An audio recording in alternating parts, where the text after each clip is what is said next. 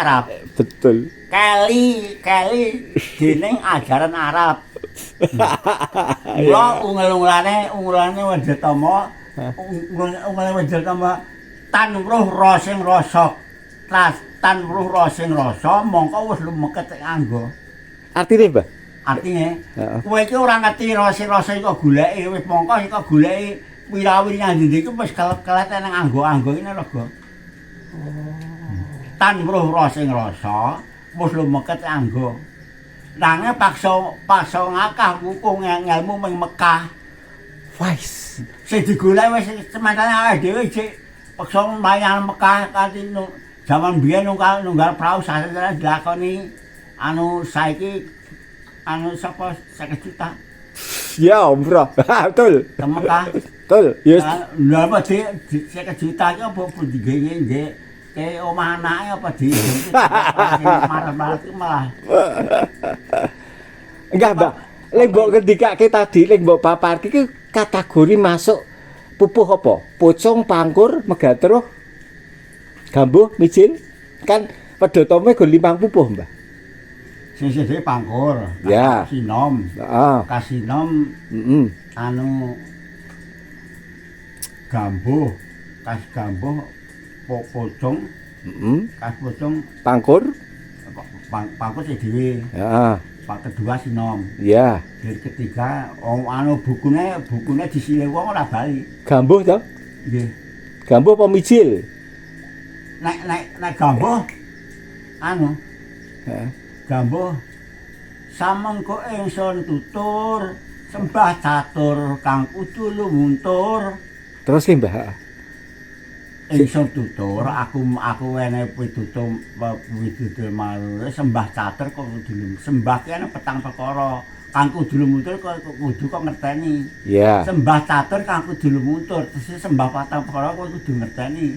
Dihim raga cipta rasa lan dihim raga cipta Rasa lan rasa. jiwa lan rasa. Nah, dalam pemahaman catur sembah Wedhatama tadi kan yang Wedhatama yang Sudira udah ngomong dalam pupuh poyong pucung, Mbah, mangbabarke ngilmu iku kalakone kanthi laku itu werdine apa, Mbah? Niku klepatan sih. Iya. Niku mboten enten Wedhatama entene Sabdatama nek ngelmu niku.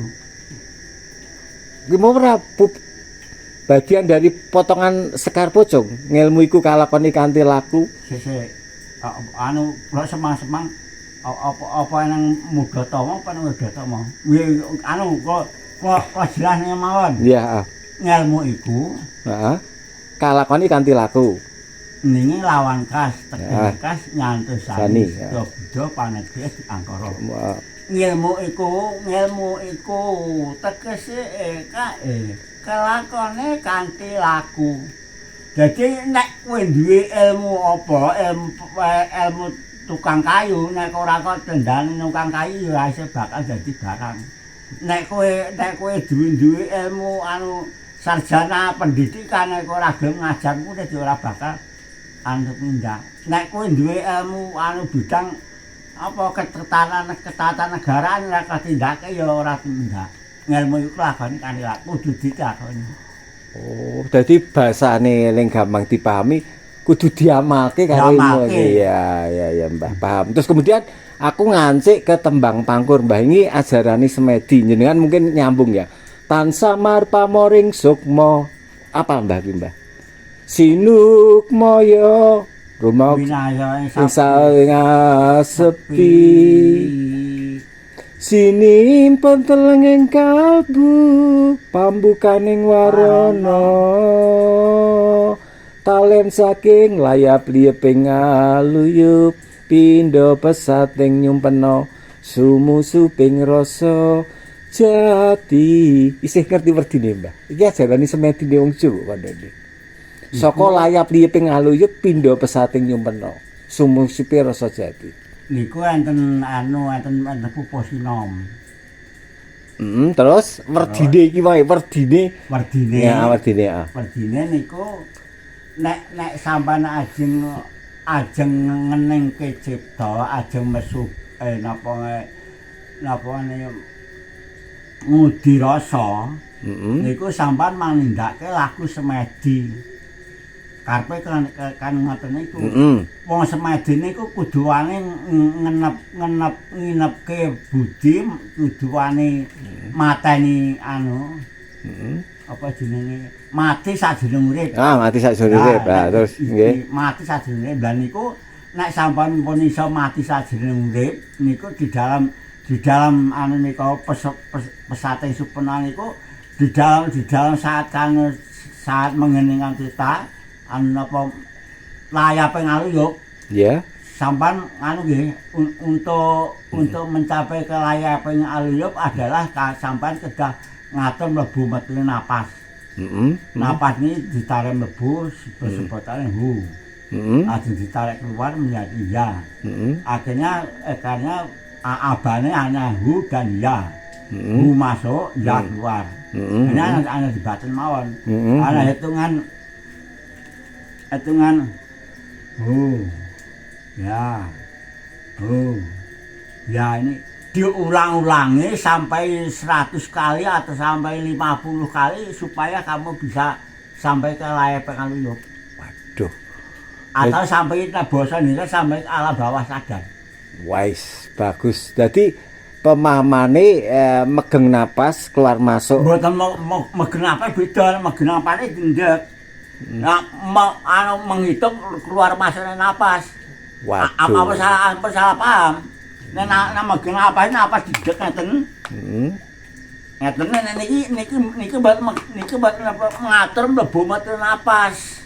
Kan megen napas Iya. ampun mangpor sampean mengke anu keblasuk. Ya, paham. Megeng napas sih ngedeki napas kok ya. Niki ngitung mlebu napas. Ya.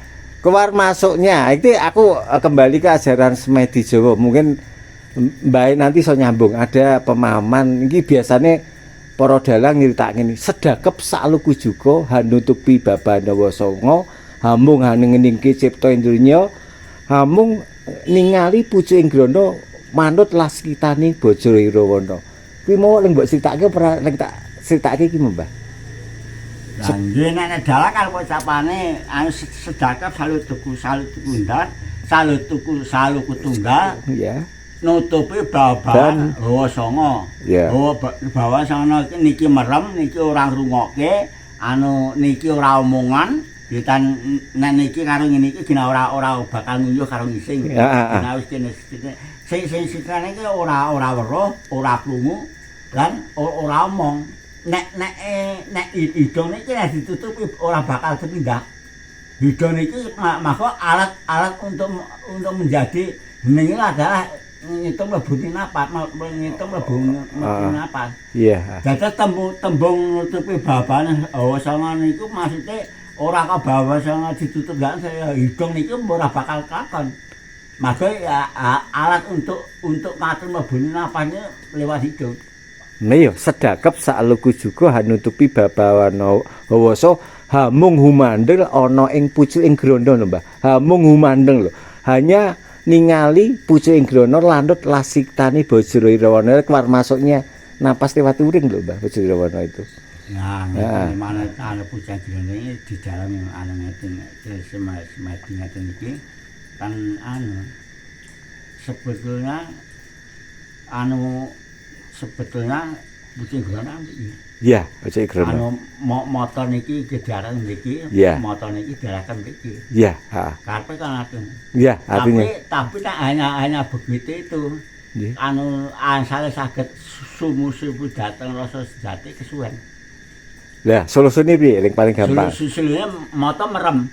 Ah, motor terpejam. Nah, anu niki tembunge dalang nika ampun dienggo. Untuk ndang teko sumu rasa sejati ana motor merem. Nek tembunge dalang manggon iki kedangon. Sampan setunggal wong iki dereng iso dateng sumu rasa sejati. Berarti untuk mlebu sumupe rasa jati panca indra kudu diremke. Lah anu lebih baik ini merem. Merem. Merem. Nang kedangon asale. Iya.